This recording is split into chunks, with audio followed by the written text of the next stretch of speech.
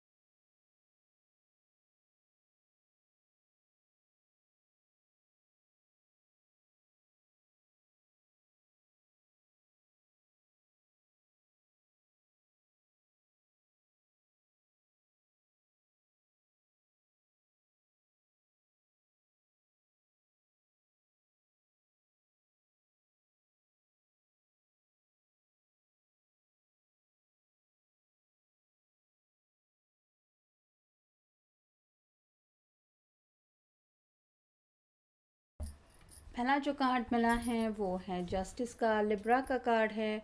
फिर है wheel of Fortune. Next है नाइट ऑफ सॉर्ड्स रिवर्स। फिर है डेथ का कार्ड स्कॉर्पियो का। फिर है सेवन ऑफ सॉर्ड्स और फाइनल कार्ड है एट ऑफ सॉर्ड्स। तो जहाँ तक ज़ोडिएक साइन की बात हो रही है, यहाँ पे हमें एयर साइन ज़्यादा मिला है, यानी कि जेमिनी, लिब्रा, एक्वेरियस की एनर्जी ज़्यादा है। लेकिन जैसे कि हम किसी स्पेसिफिक राशि के लिए रीडिंग नहीं कर रहे हैं, तो आपका या आपके पर्सन का कोई भी साइन हो, हमें इस टॉपिक को लेकर रीडिंग कर रहे हैं और उनके जज्बात क्या हो सकते हैं ये जानने की कोशिश है। तो कार्ड पहला यही बता रहा है कि जस्टिस का कार्ड बताता है कि शायद ये पर्सन ऑलरेडी ज़िंदगी में काफ़ी ज़्यादा स्ट्रगल देख चुके हैं। मतलब किसी किसी के शायद ज़िंदगी में एक नई शुरुआत भी हो सकती है। कुछ पास्ट के ऐसे एक्सपीरियंस रहे हैं, जैसे शादी में किसी ने किसी को धोखा दिया है या फिर किसी का डिवोर्स हुआ हो सकता है और ये पर्सन ज़िंदगी में एक नई शुरुआत करना चाहता है। और उनको जब भी शायद आपके बारे में ख्याल आता है तो यही लगता है कि यही पर्सन है जो मेरे लिए शायद ऊपर वाले ने बनाया है, जिस वजह से मुझे यहाँ तक इस स्टेप तक पहुँचना ही था। जिन लोगों का ऐसा कुछ नहीं है उनके लिए तो यही एनर्जी मिल रही है कि इस पर्सन को लगता है कि जैसे ऊपर वाले ने आपको सिर्फ उन्हीं के लिए बनाया है और एक परफेक्ट मैच, जैसे यहाँ पे दोनों तराजू एक ही लेवल पे दिखाई दे रहे हैं, वैसे ही उनको लग रहा है कि जैसे आप ही है उनके एग्जैक्ट मैच। फिर है व्हील ऑफ फॉर्चून। समय को लेके काफ़ी ज़्यादा सोच विचार कर रहे हैं। जैसे कि मैंने कहा कि ऑलरेडी अगर इनका कुछ ऐसा रिलेशनशिप का प्रॉब्लम चल रहा है, जैसे किसी का डिवोर्स वगैरह है, तो हो सकता है किसी स्पेसिफिक टाइम के लिए ये इंतज़ार कर रहे हैं। मे बी वो इस डिवोर्स को फाइनलाइज होने में थोड़ी देर है, या फिर आप कह सकते हैं किसी राइट टाइम के वक्त ये आपके सामने अपने जज्बात रिवील करना चाहते हैं। जिनका भी ऐसा कुछ इशू नहीं है उनको लेके शायद यही है कि किसी स्पेसिफिक ऐसे ओकेजन की तलाश में ये पर्सन है कि हाँ यही सही वक्त है जब मैं इस पर्सन को अपने दिल के जज्बात बता सकता हूँ या बता सकती हूँ। और कुछ लोगों के साथ ये भी है कि जैसे ही वो आपके ख्याल में खो जाते हैं उनको ऐसा लगता है कि जैसे वक्त थम सा गया है। मतलब जब से शायद उन्होंने पहली बार आपको देखा है वो उस लम्हे में ही जीते रहते हैं और उनको यही लगता है कि इस खूबसूरत लम्हे में ही मुझे अपनी ज़िंदगी बितानी है। और आप समझ सकते हैं कि उनकी तरफ से एनर्जी क्या होती होगी जब वो आपको पाने की चाहत रखते हैं। फिर है नाइट ऑफ सॉर्ड्स। ये कार्ड रिवर्स आया है, जिसका मतलब है कि ये पर्सन कई बार सोचते तो हैं कि मैं अपने दिल की बात खुल के बोल दूँ, कह दूँ। जैसे ये तेज़ रफ्तार से घोड़ा दौड़ रहा है वैसे ही आउट ऑफ कंट्रोल उनके जज्बात हो जाते हैं, लेकिन किसी न किसी वजह से ये पर्सन अपने आप को संभाल लेते हैं और जो बातें इनको कहनी होती हैं वो ये कह नहीं पाते। तो जैसा कि पहले ही हमने इस कार्ड में देखा कि सिर्फ राइट टाइम का इस पर्सन को इंतज़ार है, जिस वजह से शायद ये अपने दिल की बातें एक्सप्रेस नहीं कर रहे हैं, ऐसा भी हो सकता है। फिर है डेथ का कार्ड। स्कॉर्पियो का कार्ड होता है एंडिंग और न्यू बिगिनिंग की बातें। यहाँ पे जस्टिस के बिल्कुल नीचे ये कार्ड आया है जो यहाँ पे कंफर्मेशन दे रहा है कि कुछ लोगों को ज़िंदगी में एक नई शुरुआत करनी है, लेकिन जैसे नई शुरुआत करने से पहले पिछली ज़िंदगी में मतलब कुछ अगर इनका ब्रेकअप वगैरह हुआ है, किसी की एंगेजमेंट टूटी है, किसी का रिश्ता कुछ उलझा हुआ है, या फिर कोई अगर डिवोर्स वगैरह लेना चाहते हैं तो पहले उसको उन बातों को सुलझाना पड़ेगा, तब जाके कहीं वो ज़िंदगी में एक नई शुरुआत कर सकता है। और ये पर्सन भी ऐसे ही ज़िंदगी में एक नई शुरुआत करने की तलाश में है। और कुछ लोगों के साथ ये भी है कि जल्द से जल्द इनको पास्ट के इनके कुछ जो कड़वे एक्सपीरियंस है उनको भुलाना ज़रूरी है। और जब तक उन बातों को ये क्लियर नहीं कर पाते, उनको यही लग रहा है कि जैसे ये आगे बढ़ने की चाहत होते हुए आगे नहीं बढ़ सकते। फिर है 7 ऑफ सॉर्ड्स।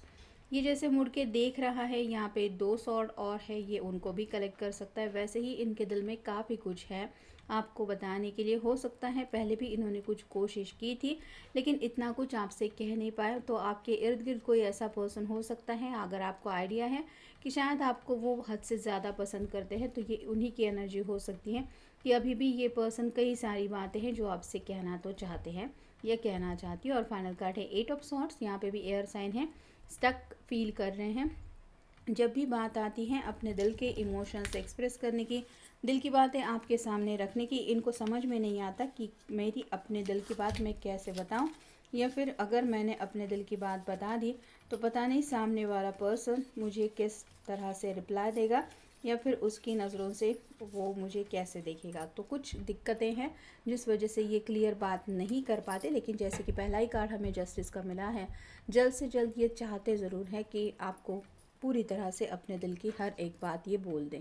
फिर है I wish I could be the person that you need me to be. तो यहाँ पे वही बात आ रही है, ये अपने आप को और ज़्यादा बेहतर बना रहे हैं, क्योंकि इन्हें ऐसा लग रहा है कि आप अगर पहले से एक बहुत अच्छे इंसान हैं तो आपके लायक तो ये होने ही चाहिए। मतलब जैसा आप दूसरों के बारे में शायद अगर फ़िक्र करते हैं, उनकी हेल्प करते हैं, तो ये भी कहीं ना कहीं आपके सामने अपने आप को प्रूव करना चाहते हैं कि मैं भी तुम्हारी नज़रों में आने के लायक हूँ। I am grateful for all of your love and compassion. आपकी तरफ से जो भी केयर इनको मिली है, ये उसके लिए काफ़ी ज़्यादा आपसे कनेक्टेड महसूस करते हैं। हो सकता है एज ए फ्रेंड आप इनसे कनेक्टेड हैं। कभी अगर इनकी तबीयत वगैरह ख़राब थी, उस वक्त अगर आपने इनका हाल पूछा था या फिर इनकी कभी हेल्प की थी, तो ये उन्हीं बातों को लेके आपके प्यार में पड़ गए हैं, ऐसा भी हो सकता है। You can count me during both good and bad times. यहाँ पे वही बात आ रही है, आपने शायद इस पर्सन का पहले भी मुसीबत के वक्त में काफ़ी ज़्यादा साथ निभाया हुआ हो सकता है, एज अ फ्रेंड ही सही। लेकिन अब ये भी आपको यकीन दिलाना चाहते हैं कि ज़िंदगी में कोई भी वक्त हो, मतलब सुख दुख के हर लम्हे में ये आपका साथ निभाना चाहते हैं। You inspire me to be the best version of myself. तो कभी कभार इंसान को होता है, लो फील होता है, जैसे लगता है हम किसी काबिल नहीं हैं या फिर हम में ही ज़्यादा खामियां हैं। अगर ऐसा कभी आप दोनों के बीच में डिस्कशन हुआ है तो आपने हमेशा इनको एक प्रेरणा दी है, उनको कुछ समझाया है अपनी बातों से, और उनको यही एहसास दिलाया है कि अगर तुम ठान लो कि ये हासिल करना है या फिर अपने आप में कुछ बदलाव करने हैं, तो तुम्हारे लिए ये बातें इतनी भी मुश्किल नहीं है। तो आपने जो इनके ऊपर भरोसा रखा है, उस भरोसे की वजह से भी शायद ये कहीं ना कहीं और ज़्यादा आपके उस भरोसे के ऊपर खरे उतरने की कोशिश करना चाहते हैं।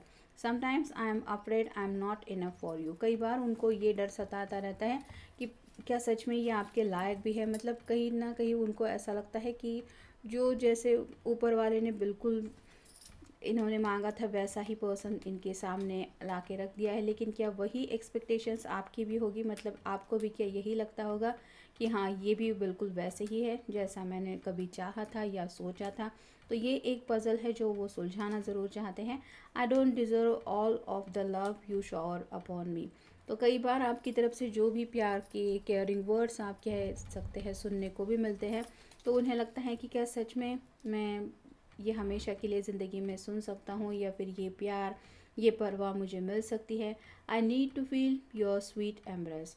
तो यहाँ पे कहीं ना कहीं वो आपकी तरफ से भी प्यार वैसा ही चाहते हैं जैसा ये खुद आपसे प्यार करते हैं, और शायद इसीलिए अपने दिल की बातें आपके सामने रखने से थोड़ा सा हिचकिचा रहे हैं, क्योंकि उन्हें डर है अपने दिल को टूटता हुआ देखने का। We are never truly apart, our soul are one. तो यहाँ पे कुछ लोगों के साथ अगर ब्रेकअप ऑलरेडी हो भी चुका है तो भी आप कह सकते हैं ये पर्सन आज भी आप ही से प्यार करते हैं, और उन्हें ये एहसास ज़रूर हो रहा है कि दूरियां आप दोनों को एक दूसरे से जुदा नहीं कर सकती।